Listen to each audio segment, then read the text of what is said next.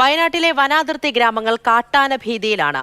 ആന ഇറങ്ങുന്നത് തടയാൻ വനവകുപ്പ് കാര്യക്ഷമമായി ഇടപെടുന്നില്ല എന്നാണ് നാട്ടുകാരുടെ പരാതി. മുത്തങ്ങ കല്ലൂരിൽ കഴിഞ്ഞ ദിവസം ആനയുടെ ആക്രമണത്തിൽ ഒരാൾക്ക് ഗുരുതരമായി പരിക്കേൽക്കുകയും ചെയ്തിരുന്നു.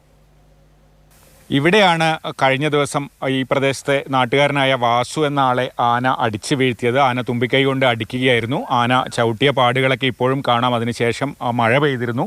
തൊട്ടിപ്പുറത്തെ ഒരു ചാലിലാണ് വാസു വീണ് കിടന്നിരുന്നത്.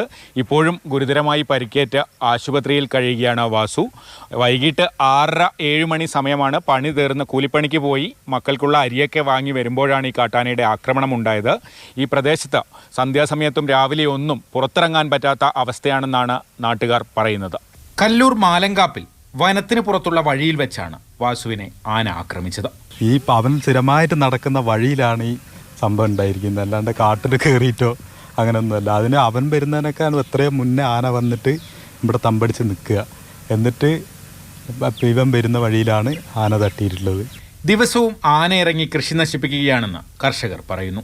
3 ആന സ്ഥിരമായിട്ട് ഒരു ദിവസം ഒഴിവില്ലാണ്ട് ഇറങ്ങുക.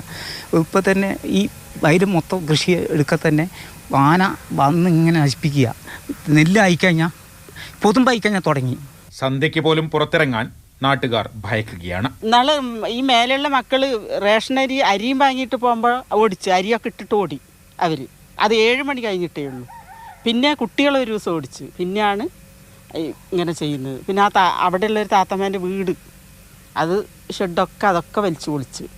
ആന ഇറങ്ങുന്നത് തടയാൻ വനം വകുപ്പ് ഒന്നും ചെയ്യുന്നില്ലെന്നാണ് പരാതി. ഇപ്പോൾ ഞങ്ങളെ കണ്ണ് പൊടിയിടാനായിട്ടാണ് അങ്ങക്ക് കാണാം മുമ്പിലതാ JCB വെച്ചിട്ട് ട്രെഞ്ച് കയറുക.